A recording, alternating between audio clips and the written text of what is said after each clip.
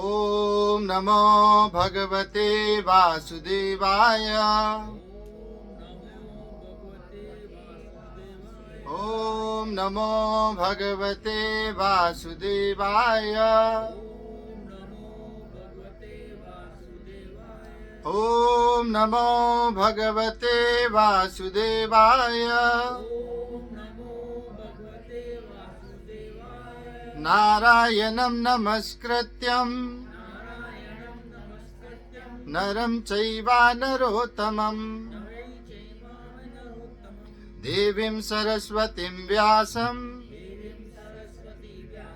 ततो जयमुदीरये। नष्टप्रायेषु अभद्रेषु नित्यं भागवत सेवया भगवती उत्तमा श्लोके भक्तिर्भवती नैष्ठकी। कृष्णाय वासुदेवाय देवकी नंदनाय च नंदगोपकुमाराय गोविंदाय नमो नमः। नमो महावदन्नाय कृष्ण प्रेमा प्रदायते। कृष्णाय कृष्ण चैतन्य नामने गौरतेशे नमः। जय श्री कृष्ण चैतन्य प्रभु नित्यानंद श्री अद्वैत गदाधर श्रीवासादि गौर भक्त वृंद। हरे कृष्णा कृष्णा कृष्णा हरे हरे हरे राम राम राम हरे हरे। हरे कृष्णा। तो 5वें दिन के श्रीमद् भागवतम के सत्र में आप सभी का फिर से स्वागत है। और श्रीमती विद्या देवी दास जो दासी हैं, इनकी पहली पुण्यतिथि पर ये कथा हो रही है और बड़ा सुंदर भाव है श्रीमद् भागवत की कथा कराने का किसी की पुण्यतिथि पर। तो हम बड़ा आभार प्रकट करते हैं जिनके भी हृदय में ये बड़ा अच्छा भाव उत्पन्न हुआ है उनका। तो हमारी जो कथा कल तक हुई वो 5वें स्कंद स्थानम का थोड़ा वर्णन हुआ, जिसमें आदि कथा लगभग मैंने की और फिर आगे पिताजी ने आगे इस कथा को जो बाकी के स्थान के जो विषय थे, जिसमें जड़ भरत की जो ऋषभ देव जी, पहले ऋषभ देव जी की शिक्षाएं थी अपने पुत्र भरत को, और उसके बाद भरत जो जड़ भरत होते हैं वह रघुगण महाराज को जो शिक्षाएं आगे देते हैं उसका वर्णन हुआ। और फिर 7 दीप बताए गए स्थान में इस 5वें स्कंद श्रीमद् भागवत में कुल मिलाकर 26 अध्याय हैं, जिसमें 15 अध्यायों में पहले महाराज प्रियव्रत का वंश का पूरा वर्णन है। 5 अध्यायों में आगे के में खगोल का वर्णन है और 4 अध्यायों में भूगोल का वर्णन है और 2 अध्याय में 22 या 28 प्रकार के जो नरक हैं उनका वर्णन है। तो हमने 7 दीप कल मैंने आपको बताए वो सुने, और 9 वर्ष जो हैं, जो जिसमें से एक ही वर्ष दिखता है उसका वर्णन हुआ। तो ये 9 वर्ष हैं पहले तो, जिसमें एक वर्ष है एलावत वर्ष, जिसमें भगवान शंकर संकर्षण जी की उपासना करते हैं, बलराम जी की। फिर एक भद्र वर्ष है। इस भद्र वर्ष में जो धर्मराज के पुत्र हैं वो भगवान हैग्रीवा, जिसको हैश्रीवा भी कहते हैं, घोड़े जैसी गर्दन से जो वेदों का विस्तार करते हैं, उनकी पूजा करते हैं। फिर एक हरि वर्ष है जिसमें प्रहलाद महाराज नरसिंह देव जी की उपासना करते हैं। उसके बाद एक केतुमाल वर्ष है जिसमें लक्ष्मी जी संवंतर के साथ भगवान विष्णु की उपासना करती है। फिर एक 5वां वर्ष है रमणिक वर्ष। रमणिक वर्ष में वैवस्वत मनु भगवान मत्स्य अवतार की पूजा उपासना करते हैं। फिर एक हिरण्याव वर्ष है। इस हिरण्याव वर्ष में फिर एक 7वां वर्ष है किम पुरुष वर्ष। किम पुरुष वर्ष में भगवान राम जी की हनुमान जी उपासना करते हैं। फिर एक उत्तर कुरु वर्ष है जिसमें भूमि वरा देव की उपासना करती है। और फिर आगे एक भारत वर्ष है जिसमें नर और नारायण की उपासना नारद जी करते हैं। तो इनका वर्णन हुआ। और फिर जो 28 प्रकार के नर्क है उनका वर्णन हुआ। फिर छठा स्कंद प्रारंभ हुआ। छठा स्कंद में हमने पहले कथा सुनी, जो उसका वर्णन हुआ, जिसमें अजामिल के उद्धार की कथा सुनी। तो इस छठे स्कंद में 19 अध्याय थे। इसमें पोषण कैसे होता है, भगवान पोषण कैसे करते हैं। तो अजामिल का उद्धार हुआ, नाम के द्वारा अजामिल का उद्धार हुआ, उनकी नाम की शक्ति से अजामिल का उद्धार हुआ। रूप की भगवान की शक्ति से और रूप से भगवान दक्ष प्रजापति का कैसे उद्धार करते हैं उसका वर्णन हुआ। फिर नाम से, मंत्रों से किस प्रकार भगवान रक्षा करते हैं, इसमें हमने छठे स्कंद के 8वें अध्याय में जो नारायण कवच का वर्णन सुना, इसका वर्णन सुना कि कैसे इसमें करन्यास और अरन्यास आपको 2 चीजें बताई। ऐसे बहुत सारी और चीजें होती है जिसका वेदों में काफी अच्छे से वर्णन हुआ है। करन्यास होता है, एक मंत्रन्यास होता है, फिर स्थिति अन्यास होता है, पृथ्वी अन्यास होता है, व्यापक अन्यास होता है। इस प्रकार अलग अलग अन्यास करके शरीर को शुद्ध किया जाता है, जिसमें फिर शक्तियों का उदय इस शरीर में होता है, उसका वर्णन हुआ। फिर इंद्र की रक्षा इस नारायण कवच के द्वारा हुई। उसके बाद विश्व रूप जो त्वष्टा आदित्य के पुत्र थे उनका वर्णन हुआ, जो पुरोहित बने उसका वर्णन हमने सुना। और उसके आगे फिर जो कथाएं सुनी हमने, उसका सारा का सारा वर्णन हमने इसमें सुना छठे स्कंद में। तो अब जो वर्णन है हमारा वो 7वें स्कंद का वर्णन आता है। श्रीमद् भागवत का 7वां स्कंद। श्रीमद् भागवत के 7वें स्कंद को वैसे बोलते हैं ऊती। ये जो भागवत का विषय है, ऊती जो विषय है, इसको श्रीमद् भागवत का 7वां स्कंद कहते हैं। तो 7वें स्कंद में कुल मिलाकर छोटा अध्याय 15 अध्याय हैं इसमें कुल मिलाकर 7वें स्कंद में, जिसमें भगवान किस प्रकार जो कर्म वासनाएं हैं उनकी किस प्रकार पूर्ति करते हैं, इसका वर्णन है 7वें स्कंद में। और इसके 3 विभाग हैं, जिसमें एक विभाग पहला है जो आदि आध्यात्मिक है।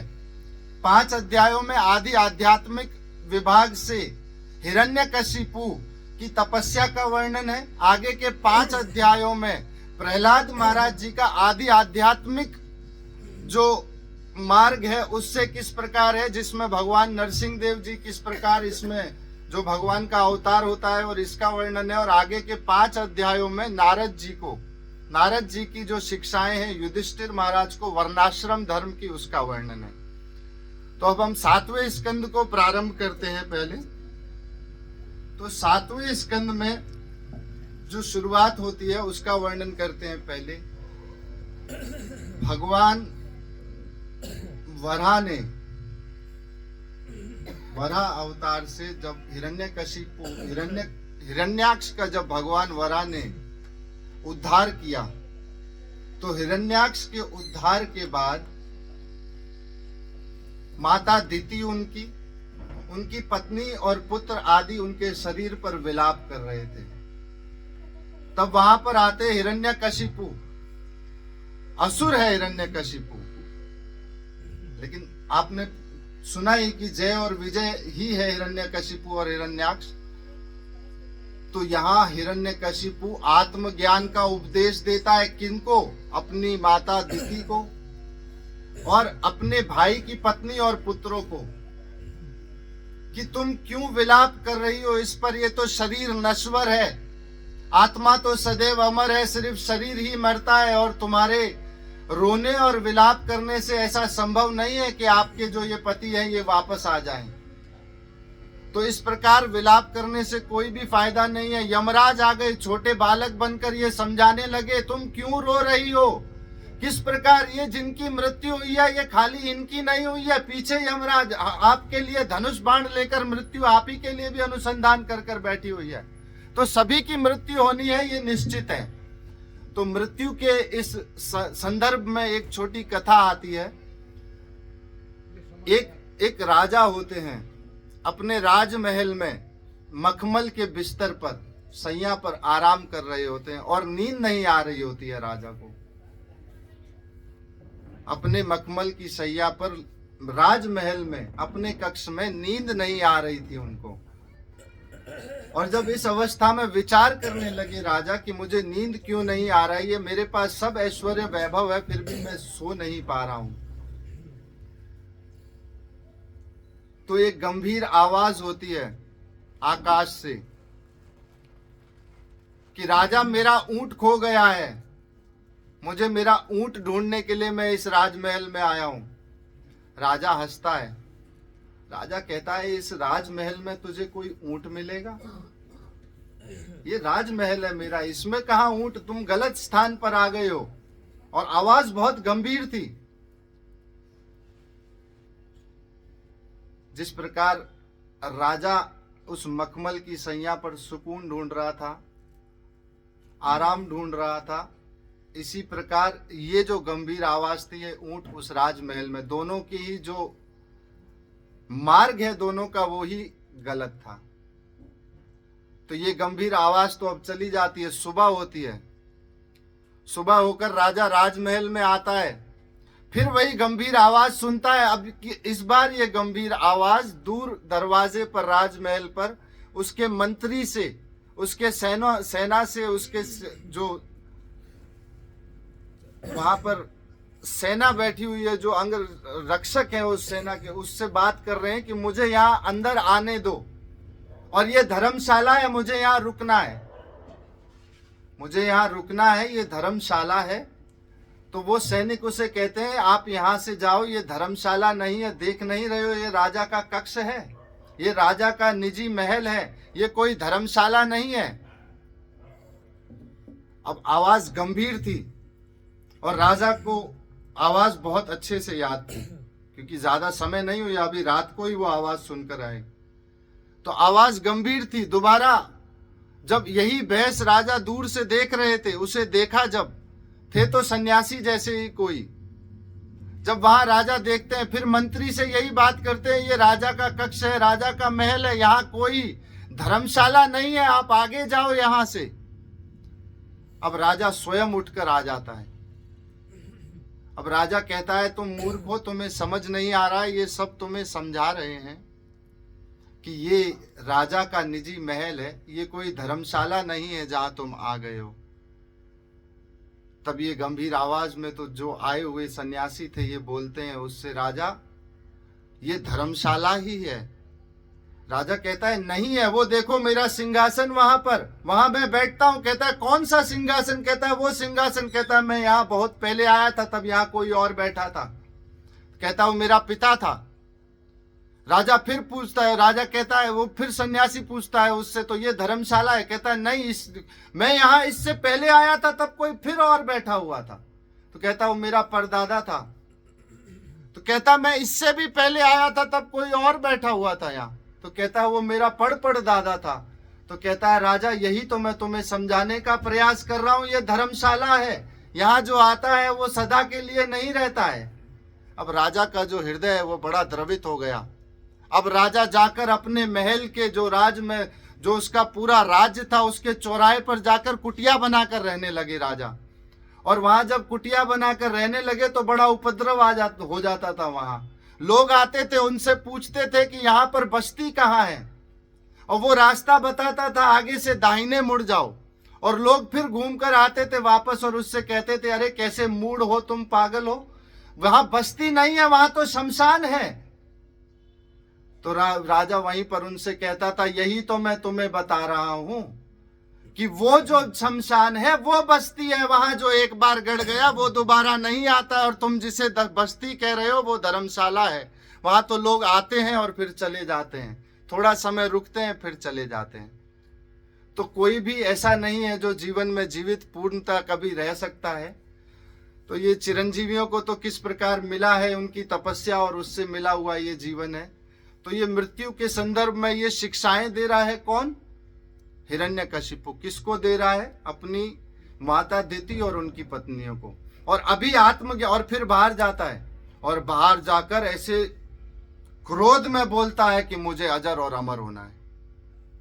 अभी आत्मज्ञान का उपदेश देकर आया है कि शरीर मरता है, अजर अमर नहीं होता है, सब मरते हैं, जो जन्म लिया है वो सब मर जाएंगे। अभी उपदेश देकर आया, इसको बोलते हैं आसुरी उपदेश। अपनी गलती को साबित करने के लिए कोई उपदेश दिया जाए, इसको आसुरी उपदेश बोलते हैं, कि वेदों का उपदेश है लेकिन दिया किसी और संदर्भ में जा रहा है। और फिर आकर अब यहां से हिरण्यकशिपु चले जाते हैं तपस्या करने के लिए, और बहुत गंभीर, बहुत भयंकर तपस्या करते हैं। और उस भयंकर भारी तपस्या से उनके शरीर से अग्नि ऊपर होती हुई उनके ब्रह्मरंध्र माथे से बाहर निकल के स्वर्ग लोक को जलाने लगी उनकी तेजस्विनी अग्नि। और जब ये तेजस्वी अग्नि स्वर्ग को जलाने लगी, तब देवता सारे घबराकर वहां से जाते हैं किनके पास? ब्रह्मा जी के पास। और ब्रह्मा जी से कहते हैं कि देखो, ये हिरण्यकशिपु इतनी भारी तपस्या कर रहा है और हमें अब बहुत भय लग रहा है, ब्रह्मा जी आप कुछ कीजिए। ब्रह्मा जी ने कहा जरूर इसका विचार हम करेंगे। तो ये करते हुए जब तपस्या करने के लिए, और तपस्या करते करते हिरण्यकशिपु का जो शरीर है वो बांबी जैसा हो गया है, मिट्टी की बांबी होती है ऐसा, उससे आवाज आ रही थी। और ब्रह्मा जी वहां जाकर हंस आरूढ़ होकर वहां प्रकट होते हैं, और अब उस पर बड़ी उनको द्रवित हो जाता है ब्रह्मा जी का हृदय। और जब वो द्रवित हृदय होता है तो ब्रह्मा जी अपने कमंडल का जो जल है, कमंडल में ब्रह्मा जी के गंगा का जल है, जब वराह अवतार ने अपने अंगूठे से कारण सागर में छिद्र किया था, तब गंगा जब नीचे गिरी तो ब्रह्मा जी ने अपने कमंडल में ले ली। तो ये जल डाला तो पुनः जीवित हो गया, पुनः शरीर एकदम अच्छा हो गया हिरण्यकशिपु का। और हिरण्यकशिपु का ये जब शरीर अच्छा हुआ तो ब्रह्मा जी कहते हैं कि हिरण्यकशिपु आप वरदान मांगो मुझसे। तब हिरण्यकशिपु कहता है मुझे अजर अमर बना दो ब्रह्मा जी। तो ब्रह्मा जी कहते हैं नहीं, मैं अजर अमर तो नहीं बना सकता, ये तो मेरे पास भी कोई उपलब्ध नहीं है ये वरदान, मुझे खुद ही, मेरी भी 100 वर्षों के बाद मृत्यु हो जाती है महाप्रलय में। तो अजर अमर तो मैं तुमको नहीं बना सकता। फिर विचार करता है हिरण्यकशिपु, अब क्या करना चाहिए, अब क्या करना चाहिए हिरण्यकशिपु। तो जितने के जितने मरने के संदर्भ में जितने उपाय हो सकते थे बचने के, वो सारे बता दिए। एक एग्रीमेंट बना लिया पूरा कि ना आपके बनाए हुए किसी मानव से मरूं, ना किसी दैत्य से मरूं, ना किसी देव से मरूं, ना किसी पशु से मरूं, ना किसी अस्त्र से मरूं, ना किसी शस्त्र से मरूं, ना दिन में मरूं, ना रात में मरूं, ना संध्या में मरूं, ना प्रातः में मरूं, ना घर के अंदर मरूं, ना घर के बाहर मरूं, ना जल में मरूं, ना आकाश में मरूं। जितने मरने के उपाय थे सब बता दिए, कि ये सब उपाय बता दिए कि कोई भी ऐसा साधन और संदर्भ नहीं छोड़ा जिससे मरने का कोई भी, उसके पास कोई भी ऐसा विषय बच जाए जिससे वो मर सकता है हिरण्यकशिपु। अब हिरण्यकशिपु जब ये सारे के सारे वरदान, ये वरदान जब ब्रह्मा जी से प्राप्त करके आए हिरण्यकशिपु, तब हिरण्यकशिपु आते ही सबसे पहले स्वर्ग के ऊपर पूरा का पूरा स्वर्ग का आधिपत्य ले लिया। इंद्र आदि देवता सब वहां से भाग खड़े हुए। और ये हिरण्यकशिपु इतना वैभवशाली, इतना शक्तिशाली वैभव था इसका। और ये सिर्फ इसीलिए बताने के लिए है कि भगवान के धाम में जो वैकुंठ में जय विजय रहते हैं, उनका वैभव वो गिराए हुए थे इस धरती पर, उनका वैभव कितना हो सकता है इसका वर्णन है।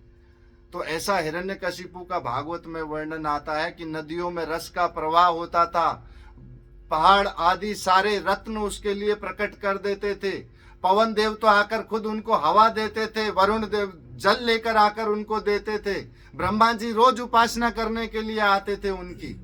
इतना तपस्वी, इतना वैभवशाली हो गया हिरण्यकशिपु। और ये सारा का सारा वैभव अब हिरण्यकशिपु का देखकर सारे के सारे देवता घबरा गए, और देवता सारे चले गए कहाँ? फिर ब्रह्मा जी के पास। अब ब्रह्मा जी ने कहा देखो अब फिलहाल, अब इस समय तो मैं कुछ नहीं कर सकता हूं, क्योंकि ये जो 7वां स्कंद है ना, ये प्रारंभ किससे होता है? ये प्रारंभ होता है परीक्षित महाराज के प्रश्न से। परीक्षित महाराज एक प्रश्न पूछते हैं कि वृतासुर को मरवा दिया, छठे स्कंद में, इंद्र को जितवा दिया। मुझे संशय होता है भगवान की समदृष्टि पर कि भगवान देवताओं का साथ देते हैं और असुरों को मरवा देते हैं। सुखदेव गोस्वामी बहुत प्रसन्न होते हैं प्रश्न से और फिर कहते हैं, देखो सुखदेव गोस्वामी, ऐसा नहीं है। प्रकृति में जब सतोगुण प्रबल होता है तो भगवान सतोगुण की वृद्धि करते हैं, सतोगुण का साथ देते हैं। जब देवताओं का साथ देते हैं, जब प्रकृति में रजोगुण प्रबल होता है तो भगवान रजोगुण का साथ देते हैं, दैत्यों का साथ देते हैं। और जब तमोगुण प्रबल होता है तो भगवान राक्षसों का साथ देते हैं। भगवान तो जो जिस दृष्टि से, जो जिस भाव से भगवान को पूछता है, उसी भाव से भगवान मिल जाते हैं उसको। तो ऐसा नहीं है। आप देखें, और यही उत्तर देते हैं पहले कि देखो कि भगवान जो प्रकृति का गुण प्रबल होता है उसको भगवान सहायता करते हैं। शिशुपाल ने द्वेष से पाया भगवान को, कंस ने क्रोध से पाया, गोपियों ने काम से पाया, यदुवंशियों ने भगवान को संबंध से पाया। जिसका जैसा भाव है भगवान वैसे उसको मिल जाते हैं। ऐसा तो नहीं है कि भगवान नहीं है। जैसा आपका हृदय, जैसा आपका भाव होगा भगवान उसी प्रकार आपके लिए होंगे। तो प्रकृति में सतोगुण, तमोगुण और रजोगुण, इसको कहते सत्व, रजस और तमस, ये 3 गुण है प्रकृति के। और इसी के आधार पर सभी के जीवन में जो हमारे स्वभाव है, आचरण है, ये सब इसी से बनते हैं, सतोगुण, तमोगुण और रजोगुण। तो यहाँ वर्णन हुआ और बताते हैं फिर सुखदेव गोस्वामी की जब, और देखेंगे आपकी पूरे के पूरे 7वें स्कंद का जो वक्ता है वो नारद मुनि है और श्रोता युधिष्ठिर महाराज है। और सुखदेव गोस्वामी कहते हैं इस प्रश्न के बाद कि जब भगवान ने 100 अपमान के बाद जब शिशुपाल का गर्दन काट दिया तो युधिष्ठिर महाराज देख रहे थे कि शिशुपाल की जो आत्मा है वो जाकर भगवान के चरणों में प्रविष्ट हो गई। तब जाकर प्रविष्ट हो गई तो पूछा शिशुपाल को इतनी गति कैसे मिली? तो इस पर ही बताया कि ये जिस भाव से भगवान को पाना चाहते उस भाव से मिल जाते हैं भगवान हमें। तो ये पूरा का पूरा स्कंद अब चलेगा। अब वर्णन किसका कर रहे थे हम? हिरण्यकशिपु की वैभव का। अब यहाँ अजर अमर हो गया, आधा तो हो ही गया, मतलब अब मरने का उसके पास कोई ऐसा उपाय नहीं था। लेकिन फिर भी जब भगवान जैसे कानून बनता है ना, तो उसमें एक छोटा सा ऐसा स्थान होता है जो उससे बचने का उपाय उसमें होता है। तो इसमें भी आगे जब वर्णन आएगा, जब उसमें आएगा कि भगवान नरसिंह का जब अवतार होगा, तो इस हिरण्यकशिपु के 4 पुत्र थे, जिसमें सबसे छोटे प्रहलाद महाराज थे। और प्रहलाद महाराज बहुत भगवत भक्त रहे और इनको भेज दिया शुक्राचार्य के पुत्र षंड और अमर के पास। घर के पास ही गुरुकुल था, वहां भेज दिया हिरण्यकशिपु ने पढ़ने के लिए। अब आप देखो किस लिए भेजा है। असुर है हिरण्यकशिपु, फिर भी जानता है कि समदृष्टि से सब बच्चों को पढ़ना चाहिए, कि राजा का पुत्र में इसका अभिमान नहीं हो, इसमें राजा का। इसलिए सभी आम जो शिष्य जो विद्यार्थी हैं उन्हीं के साथ ही वो ज्ञान प्राप्त करे। तो ये षंड और अमर इनको पढ़ाते थे। अब बहुत अच्छी शिक्षा प्राप्त करने लगे प्रहलाद महाराज। अब प्रहलाद महाराज शिक्षा प्राप्त करके कुछ समय बाद जब घर आए तो हिरण्यकशिपु ने गोद में बिठा लिया उसको और उनको चूमते हुए कहते हैं, बेटा क्या शिक्षा तुम्हें मिली वहां पर? क्या सिखाया तुम्हें? क्या शिक्षा तुम लेकर आए हो? क्या ज्ञान प्राप्त करके आए हो?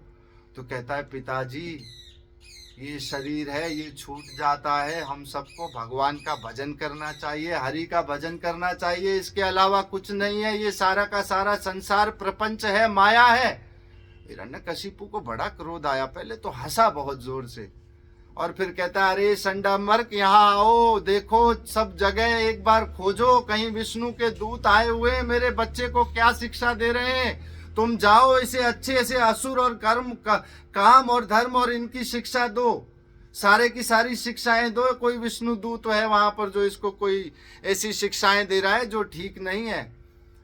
अब संड और अमर कहते हैं ठीक है, हम महाराज इनको ले जाते हैं और अब इनको अच्छे से तैयार करके लाते हैं। अब फिर चले गए गुरुकुल में, फिर पढ़ने के लिए चले गए। कुछ समय के बाद जब बहुत अच्छी शिक्षा प्राप्त करके फिर से आए तो फिर आकर हिरण्यकशिपु पूछते हैं बेटा क्या सीख कर आए आप गुरुकुल से, आपके गुरुजनों ने आपको क्या सिखाया है। तो यहाँ कहते हैं प्रहलाद महाराज शरणम कीर्तनम विष्णु पाद सेवनम अर्चनम वंदनम साख्यम आत्मनिवेदनम, कि भगवान विष्णु का श्रवण कीर्तन करना चाहिए, भजन करना चाहिए, आत्मन अर्चन करना चाहिए, उनकी अर्चना वंदना करनी चाहिए। अब इतना क्रोध आया हिरण्यकशिपु को और उठाकर उसे नीचे फेंक दिया, गोद से नीचे फेंक दिया, जमीन पर पटक दिया और कहा इसको ले जाओ और मार दो, मुझे ऐसा पुत्र ही नहीं चाहिए, इसे ले जाकर मार दो। ये विष्णु की बात करता है, मैं तो खुद विष्णु को मारकर अमर बनना चाहता हूं, मैं खुद इस राज पर बैठना चाहता हूं और ये विष्णु का कीर्तन करना चाहता है, इसे ले जाओ और मार दो। तब प्रहलाद महाराज को हर तरीके से सारे अस्त्र शस्त्र लेकर लोग आ गए, मारने लगे, नहीं मरा, पहाड़ों से फेंके, नहीं मरे प्रहलाद महाराज, विष दिया गया, नहीं मरे, होलिका अग्नि में बिठाया, नहीं मरे प्रहलाद महाराज, किसी भी तरह से जिस तरह से प्रयास किया जाए नहीं है, जहरीले सर्पों से कटवाया गया, प्रहलाद महाराज नहीं मरे।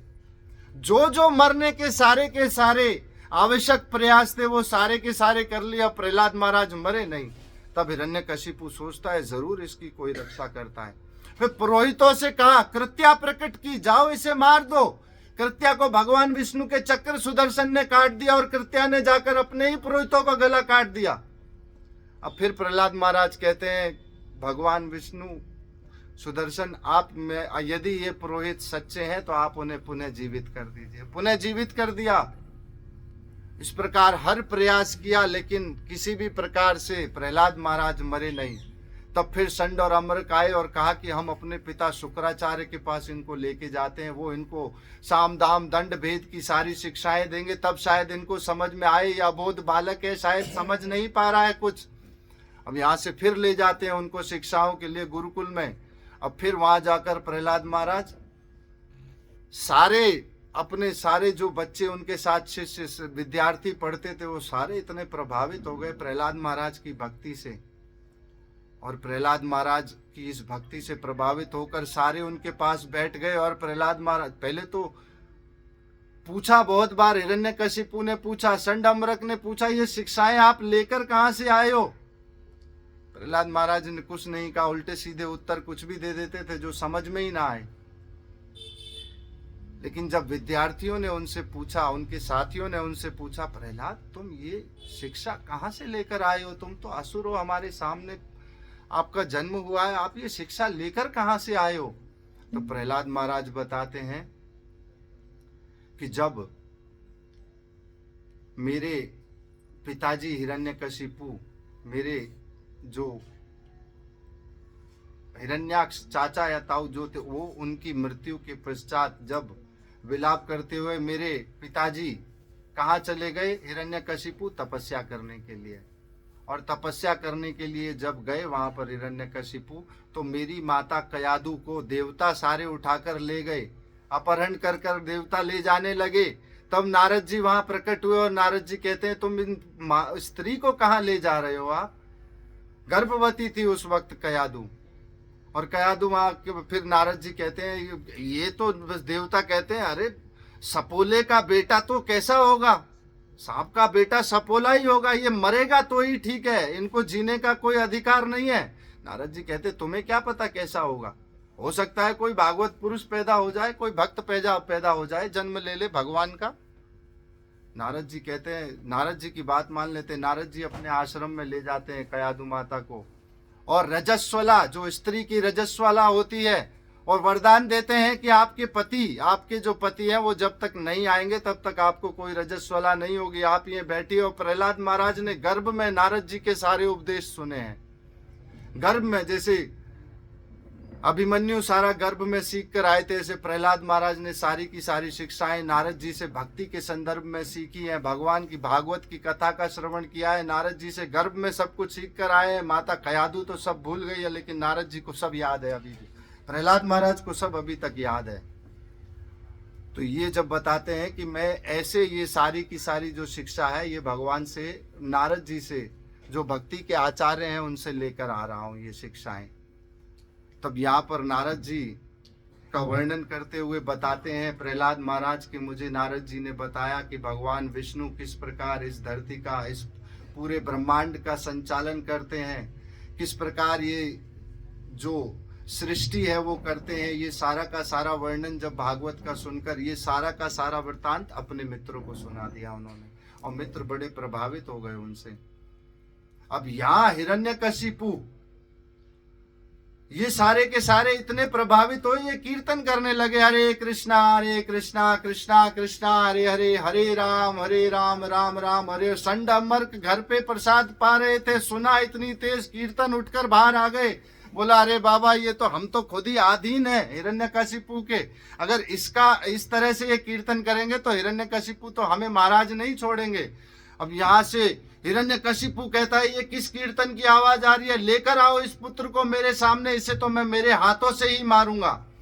फिर वहां पर लेकर आए प्रहलाद महाराज को, और प्रहलाद महाराज को देखकर कहते तू ये कहाँ से सीख कर आया है, कौन सी शिक्षा है ये, क्यों विष्णु का गुणगान करता है, मैं तुझे मार डालूंगा, कौन है तेरा विष्णु, कहाँ है तेरा विष्णु। कहता है मेरा विष्णु तो सर्वत्र है, सर्व जगह है, कोई ऐसी जगह नहीं है जहां नहीं है। तो कहता है इस खंबे में है तेरा विष्णु। पहले तो कहते हैं आपके इस दंड में भी विष्णु है, कहता है इस खंबे में विष्णु है। हिरण्यकशिपु कहता है हाँ इस खंबे में भी विष्णु है। और ऐसा कहते हैं विश्वनाथ चक्रवर्ती ठाकुर कहते हैं कि भगवान तो उस वक्त प्रहलाद महाराज को तो दिख रहे थे भगवान, हिरण्यकशिपु को नहीं दिख रहे थे। और प्रहलाद महाराज ने यह देखा कि भगवान ये देख रहे हैं नरसिंह देव जी की हिरण्यकशिपु की उंगली का है कि मेरा भक्त जहां से कहे, जिस स्थान से कहे वहां से मैं प्रकट हो जाऊं। सिर्फ उंगली को देख रहे हैं कि ये जिस स्थान पर उंगली रखेगा मैं वहां से प्रकट हो जाऊंगा। कहता है इस खंबे में है, खंबे में है, हाँ बिल्कुल है। और गदा मारता है खंबे को, खंबे से कौन प्रकट होते हैं, श्री नरसिंह भगवान की। ये भगवान का अवतार होता है नरसिंह देव जी का इसमें। और नरसिंह देव प्रकट हुए, भयंकर स्वरूप है उनका, न मानव है न दैत्य है, न कोई मानव है, न भगवान ब्रह्मा के बनाए हुए हैं, न कोई असुर है, न दैत्य है, न देव है, और न पशु है, न मानव है। कुछ भी ऐसा नहीं है जो उसके वरदानों के विपरीत जा रहा हो। और यहाँ नरसिंह देव जी हिरण्यकशिपु से पहले युद्ध करते हैं, सायकाल पर्यंत युद्ध करते रहते हैं। और सायकाल जब हो जाता है, जब वो समय आ जाता है, जब न दिन है न रात है, अधिक मास है, 12 महीनों में कोई महीना नहीं है, अधिक मास है, न शाम है न सुबह है न रात है, न घर के बाहर है न घर के अंदर है, सीधे द्वार पर उनके महल पर, और न किसी अस्त्र से न शस्त्र से उनका हिरण्यकशिपु का पेट फाड़ देते और आंतड़ियां निकालकर उसी की माला पहन लेते हैं। और इतने क्रोधित थे वहां पर हिरण्यकशिपु, इतने क्रोधित थे कि शांत नहीं हो रहे थे भगवान नरसिंह देव। क्षमा चाहता हूं, नरसिंह देव शांत ही नहीं हो रहे थे। ब्रह्मा जी आए, स्तुति की, परंतु फिर भी नरसिंह देव जी शांत नहीं हो रहे हैं। लक्ष्मी जी को भेजा, आप इनको शांत कराइए, फिर भी शांत नहीं हो रहे हैं। देवताओं ने स्तुतियां की, नहीं शांत हो रहे हैं। शंकर आए, भगवान स्तुति की, का भगवान शांत नहीं हो रहे हैं। तब सबने संभाव से ये समझाया प्रहलाद को, बेटा देखो तुम्हारे लिए इन्होंने अवतार लिया है और ये अब तुम ही से समझेंगे। तब यहाँ भगवान नरसिंह देव जी, जब प्रहलाद महाराज ने उनकी स्तुति की है तो बहुत प्रसन्न हुए नरसिंह देव जी, और उठाकर उनको अपनी गोद में बिठा लिया है। और गोद में उठाकर उनको चूमने लगे, चाटने लगे नरसिंह देव जी। और भाव विभोर हो गए, तब उनके मन में ये भाव आया कि वात्सल्य का भाव कितना अच्छा होता है, गोद में बैठने का भाव कितना प्यारा होता है, इस भाव में कितना ममत्व है, इस भाव में मैं भी जरूर मेरे किसी शुद्ध भक्त को जब आगे जन्म लेकर उनका पुत्र बनकर इस भाव का जो है अनुभव करूंगा, तो ये भाव नरसिंह देव जी के हृदय में आया। आगे तो अब भगवान कृष्ण का अवतार होगा ही, अब जब 10वें स्कंद में इसका वर्णन आएगा, 9वें स्कंद में हो जाएगा, आज भगवान कृष्ण का जन्म होगा। तो ये जब भगवान की नरसिंह देव जी का क्रोध जब शांत हुआ है, तब भगवान नरसिंह देव जी कहते हैं, प्रहलाद बेटा तुम वर मांगो मुझसे कोई, मैं तुमसे बहुत प्रसन्न हूं। यहाँ प्रहलाद महाराज कहते हैं, भगवान जो वरों के स्वामी हैं सबके, वो तो स्वयं मेरे लिए अवतार लेकर प्रकट आ गए। अब तो मुझे ऐसा कोई वर नहीं है जो मुझे चाहिए, फिर भी अगर मुझे कोई आप वर देना चाहते हो तो मुझे ऐसा वर दो कि मुझे कोई वरदान मांगने की जीवन में इच्छा ही ना हो, कि मुझे कोई वरदान मांगने की इच्छा ना हो, जीवन में कुछ मांगने की इच्छा ही ना करे, जीवन में मुझे ये वरदान दे दो। इसलिए कहते हैं जीवन में हर चीज अपने समय पर ही मिलती है। भगवान से मांगकर, तपस्या कर कर, मंत्र कर कर, अघोरियों के पास जाकर किसी चीज को समय से पहले प्राप्त भी कर लेंगे तो वो जीवन में देगी दुख ही आपको, क्योंकि आपके हिस्से का था ही नहीं। आपने तो भगवान से मांगा, भगवान से तो जो मांगोगे देगा। आप उससे कुछ भी मांग लोगे मिल जाएगा भगवान से, उनका तो काम ही है देना। तो कहते हैं यहाँ प्रहलाद महाराज कि मुझे कोई और वर मांगने की इच्छा ना हो, मुझे ये वरदान दे दीजिए। यहाँ नरसिंह देव भगवान कहते हैं, नहीं बेटा वर तो आप मांगो। कहता है फिर भी अगर मुझे कोई आप वरदान देना चाहते हैं तो मुझे ये वरदान दे दीजिए कि मेरे जो पिता हैं, इनकी जो 10 इंद्रियां हैं, इनका कल्याण हो, इनका जो दुष्भाव है इनका कल्याण हो, इनका जो असुर भाव हो ये छूट जाए इनसे, और इनका जीव जो है इसको भगवत धाम इनको प्राप्त हो जाए। भगवान नरसिंह कहते हैं जिनका उद्धार ही मेरे हाथों हुआ है, उनका तो वैसे ही उद्धार हो चुका, और ये तो मेरे ही पार्षद जय विजय हैं, आपके जो पिताजी हैं ये कोई और नहीं है। तो यहाँ आकर पहले फिर नरसिंह देव भगवान कहते हैं प्रहलाद महाराज से कि प्रहलाद अब तुम्हारे लिए हरि वर्ष, अभी हमने बताया हरि वर्ष, जो 9 वर्ष हमने बताए उसमें हरि वर्ष है जिसमें भगवान नरसिंह देव जी की उपासना प्रहलाद महाराज करते हैं। तुम्हारे लिए हरि वर्ष है, अभी तुम यहाँ 60,000 साल तक धरती पे शासन करो और फिर इसके बाद जाकर तुम हरि वर्ष में सदैव मेरी पूजा और उपासना करना। यहाँ पर आकर 10 अध्याय पूरे समाप्त होते हैं। इसके बाद प्रारंभ होते हैं आगे के 5 अध्याय, जिसमें नारद जी युधिष्ठिर महाराज को वर्णाश्रम धर्म की शिक्षाएं दे रहे हैं कि वर्णाश्रम धर्म कैसा होना चाहिए। वर्ण वैसे कहते हैं, पहले आश्रम होता है, आश्रमा। वर्ण जाति है, जैसे पशु जाति है, कीट जाति है, मनुष्य जाति है, ये पशु जाति है, ये सारी जातियां हैं। और यहाँ आश्रम कहते हैं आश्रमा, आ शब्द और श्रम, श्रम मतलब मेहनत करना, आश्रमा। तो ये वर्णाश्रम धर्म का वर्णन करते हैं, जिसमें बताते हैं पहले ब्रह्मचर्य आश्रम का वर्णन करते हैं, कौमारम आश्रम का वर्णन करते हैं, फिर जो आगे वर्णन आता है संन्यास आश्रम का, वानप्रस्थ आश्रम का, इनका वर्णन करते हैं। प्रहलाद युधिष्ठिर महाराज को नारद मुनि सुना रहे हैं। ये सारे के सारे वृत्तांत कौन सुना रहे हैं? युधिष्ठिर महाराज को नारद मुनि सुना रहे हैं। सारी की सारी वर्णाश्रम धर्म की शिक्षाएं दे रहे हैं और बता रहे हैं कि जैसे राजा का धर्म क्या होना चाहिए, स्त्री का धर्म क्या होना चाहिए, पिता का धर्म क्या होना चाहिए और पुत्री का धर्म क्या होना चाहिए। इस प्रकार बताते हुए वर्णाश्रम धर्म का वर्णन करते हुए बताते हैं कि देखो, पिता के लिए पुत्र को हमेशा सदैव सेवा करनी चाहिए। जैसे आजकल तो हमारा जो जीवन चल रहा है, जैसा ये कलयुग का पूरा भाव है, जिस प्रकार पिता के लिए जो जब वृद्धाश्रम उनका जीवन जब वृद्ध हो जाते शुरू हो जाते, वैसे मनोविज्ञान है ना, जो साइकोलॉजी, उसके अनुसार बोलते हैं कि 60 साल के बाद जो इंसान है ना, वो वापस बच्चा बनना शुरू हो जाता है। फिर से जो उसका स्वभाव है ना, वो बच्चे जैसा होना शुरू हो जाता है। तो इसका वर्णन करते हैं और ये बताते हैं कौमारम आचरित, इसमें प्रहलाद महाराज की शिक्षाएं बताते हैं। कौमारण आचरित सद्भव की कुमार अवस्था से, छोटी अवस्था से ही हमें भगवान की भक्ति करनी चाहिए। वैसे आपको बताऊं, मनोविज्ञान में ये भी कहा गया है, साइकोलॉजी में, कि 4 वर्ष की आयु तक बच्चा जितना ज्ञान है ना समझ का, वो सब ले लेता है, उसको सब समझ आ जाता है। जो पति पत्नी की लड़ाइयाँ होती हैं, घर में जो बातें होती है, ये सारी की सारी उसको सब, उसके जो है ना दिमाग में सब कुछ बहुत अच्छे से घुस जाती है। और फिर जब वो बड़ा होता है ना, तो ये सारी की सारी मेमोरीज है ना, इसकी रिकॉल होती है दोबारा। जो उसने सुना है, जो उसने देखा है, ये सब रिकॉल होता है। 4 साल की उम्र तक बच्चा सब कुछ सीख जाता है। इसीलिए पहले का नियम होता था कि बच्चों को गुरुकुल भेजा जाए, कि वहां घर से दूर रहकर इसका ज्ञान का प्राप्ति ले, कि ये जो वातावरण है इससे दूर रहें। एक बार एक पत्नी पति से कहती है अपने कि आपके जो ये वृद्ध पिताजी है ना, इनको ले जाकर कहीं अब वृद्धाश्रम में छोड़ जाओ, इनसे बड़ा दुखी होते हैं हम, बड़े परेशान होते हैं इनसे, अब इनकी जो हरकतें हैं हमें समझ नहीं आती हैं। तो पति कहता है ठीक है, पिताजी से कहता है पिताजी हम चलो आपको हरिद्वार घुमा के लाते हैं।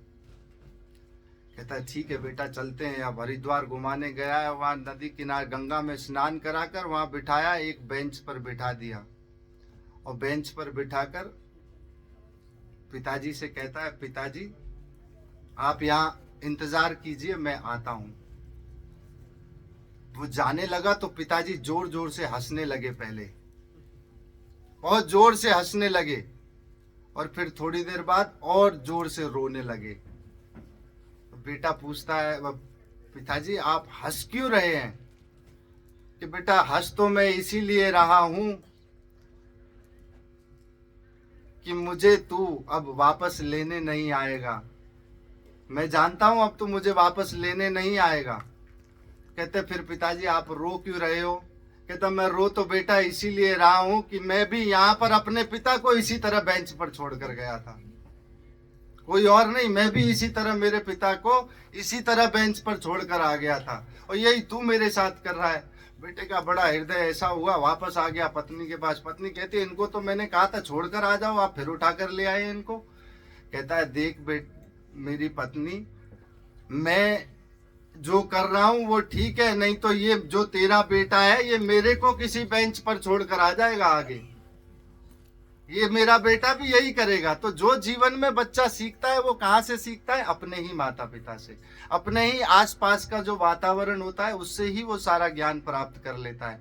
बुद्धि की सूक्ष्म, ऐसे बोलते हैं कि जीवन की दुष्चरित्रता दूर हो जाती है धर्म के अनुष्ठान करने से।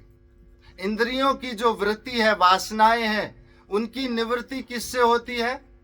योग से। योगाभ्यास से इंद्रियों की निवृत्ति, इंद्रियों की जो वासनाएं हैं उसकी निवृत्ति योग अभ्यास से हो जाती है। और अज्ञान की निवृत्ति होती है जब तत्व ज्ञान को जानते हैं हम। अज्ञान की निवृत्ति जब तत्व ज्ञान को जान लेते हैं तो अज्ञान की निवृत्ति होती है। तो इस प्रकार ये सारी की सारी वर्णाश्रम की जो शिक्षाएं हैं ये युधिष्ठिर महाराज को नारद मुनि ने दी हैं और ये बताया है कि भगवान की भक्ति जो है ये सदैव हमेशा आपके साथ रहती है, क्योंकि आपको मालूम है भक्ति ही एक ऐसी चीज है जो भगवान के मिलने से पहले भी आपके साथ होती है, भगवान के मिल जाने के बाद भी आपके पास होती है और भगवान के मिलते समय भी आपके साथ होती है। और आपके किसी भी जीवन में दैत्य गंधर्व किसी भी योनि में आप जाएंगे भक्ति साथ जाएगी और कुछ आपके साथ नहीं जाएगा। वासनाएं आपके साथ जाएंगी जैसे, ऐसे ही ये भक्ति हमेशा सदैव साथ जाती है। और बताया है कि भक्ति से ऊपर का और कोई भी लक्ष्य ऐसा नहीं है जो भक्ति से ऊपर कोई प्राप्त कर ले। और एक ही ऐसा साधन है भक्ति जो भगवान को पाने में संभव कर ले। ये तो बहुत सुंदर शब्दों में कहा गया है कि अगर आप भगवान को इंद्रियों की, और इंद्रियों कहते हैं मंत्रों से और यंत्रों से भगवान को ढूंढने का प्रयास करेंगे तो शून्य तत्व से ज्यादा और कुछ भी प्राप्त नहीं होगा। इंद्रियों की वृत्ति से, इंद्रियों की बुद्धि, अपनी जो है बुद्धि का जो सूक्ष्म जो कण है उससे ढूंढने का प्रयास करेंगे भगवान को अगर हम, तब भी सिर्फ जड़ तत्व ही आपको हासिल होगा। और अनुभव स्वरूप जब यदि आत्मा को अपनी का अनुभव जब अनुगान करेंगे तब आपको पता चलेगा कि ईश्वर जो है वो आत्म स्वरूप ही है आप ही का, कोई और स्वरूप नहीं है जो आपको दिखता है।